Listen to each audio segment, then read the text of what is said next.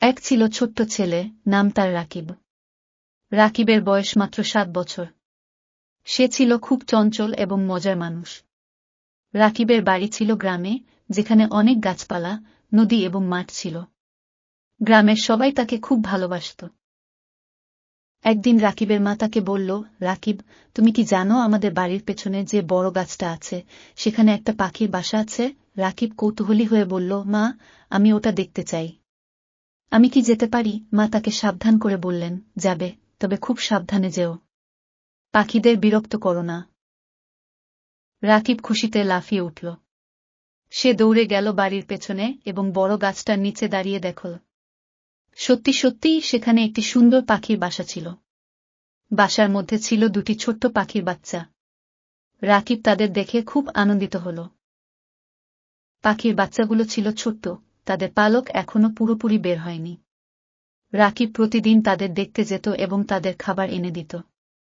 সে তাদের সাথে অনেক গল্প করত। পাখির মা বাবাও রাকিবকে চিনে ফেলেছিল এবং তাকে বিশ্বাস করতে শুরু করেছিল। কয়েকদিন পর রাকিব লক্ষ্য করল যে পাখির বাচ্চাগুলো ধীরে ধীরে বড় হয়ে উঠছে। তারা ছোট্ট ডানা মেলাতে শিখেছে। একদিন রাকিব দেখল যে একটি পাখির বাচ্চা প্রথমবারের মতো উঠতে চেষ্টা করছে। সে ডাল থেকে ডালে লাফাচ্ছিল এবং নিজের পায়ে ভর দিয়ে দাঁড়াচ্ছিল। রাকিব খুব খুশি হল এবং চিৎকার করে বলল, বাহ, তুমি পারছ! পাখির বাচ্চা তাকে দেখে মিষ্টি করে চিৎকার করল, যেন রাকিবকে ধন্যবাদ জানাচ্ছে। রাকিব প্রতিদিন এই চমৎকার দৃশ্য উপভোগ করত। কিছুদিন পর পাখির বাচ্চাগুলো পুরোপুরি উড়তে শিখে গেল। তারা এখন আকাশে উড়ে বেড়াতে পারে। রাকিব তাদের উড়তে দেখে আনন্দে আত্মহারা হয়ে গেল। সে বুঝতে পারল এই ছোট্ট পাখিগুলো এখন স্বাধীন। তারা নিজেদের মতো করে বাঁচতে শিখেছে। একদিন রাকিবের মা তাকে ডেকে বললেন, রাকিব, তুমি এতদিন ধরে পাখিগুলোর যত্ন নিয়েছ। এখন তারা উড়তে শিখেছে। তুমি কি জানো তুমি তাদের জীবনে কত বড় উপকার করেছ? রাকিব হাসিমুখে বলল, মা, আমি শুধু তাদের ভালোবাসতাম। তারা আমার বন্ধুর মতো হয়ে গিয়েছিল। মা তাকে আদর করে বললেন, তুমি সত্যি এক মহান ছোট্ট ছেলে।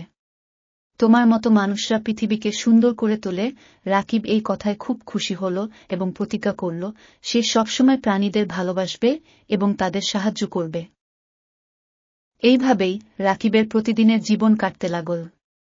সে প্রতিদিন নতুন কিছু শিখত এবং নতুন বন্ধু তৈরি করত।